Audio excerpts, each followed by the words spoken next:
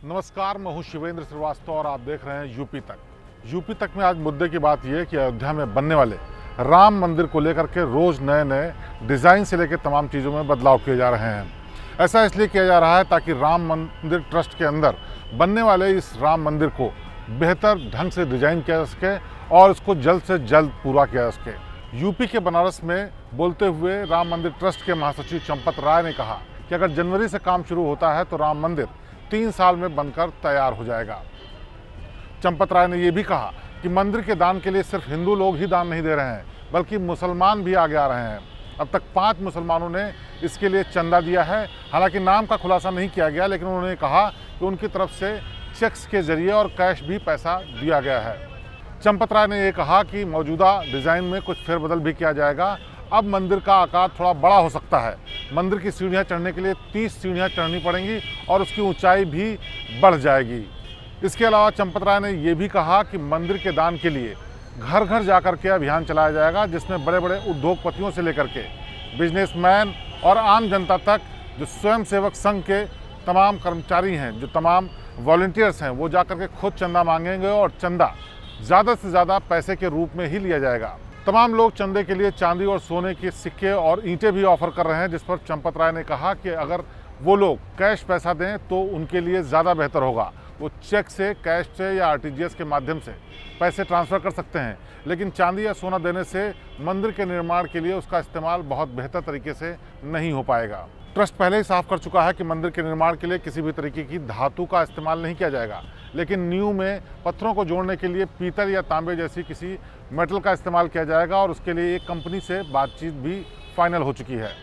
Trust के पदाधिकारियों का कहना है कि अगर जनवरी से ठीक ढंग से काम शुरू होता है तो आने वाले 3 सालों में मंदिर का आकार देखने लायक होगा और इसको और ही बृहद रूप दिया जाएगा।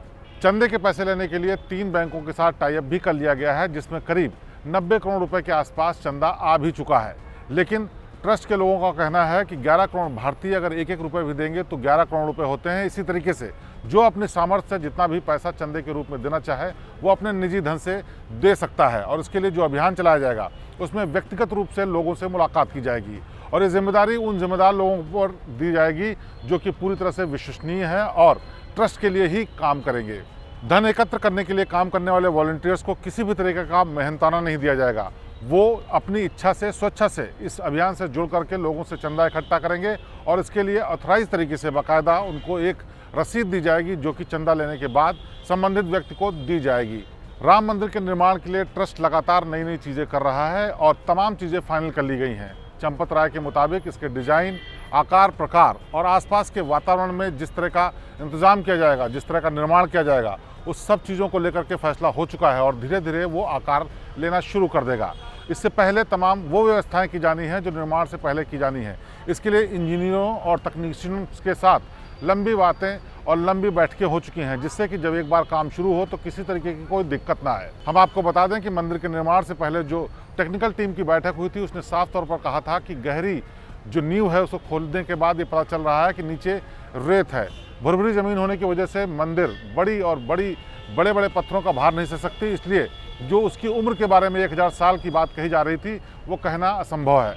लिहाजा अब ट्रस्ट का मानना यह है कि 300-400 साल के लिए जो मंदिर बनेगा उसकी नींव मजबूत होनी चाहिए और उसके लिए तकनीकी रूप से समाधान निकाल भी लिया गया है। इसी को लेकर कई दौर की बैठकें टेक्नीशियंस और इंजीनियर्स के साथ हो चुकी हैं। अब अंतिम रूप में ये पूरी योजना है और उसके बाद अब नींव का निर्माण शुरू हो जाएगा।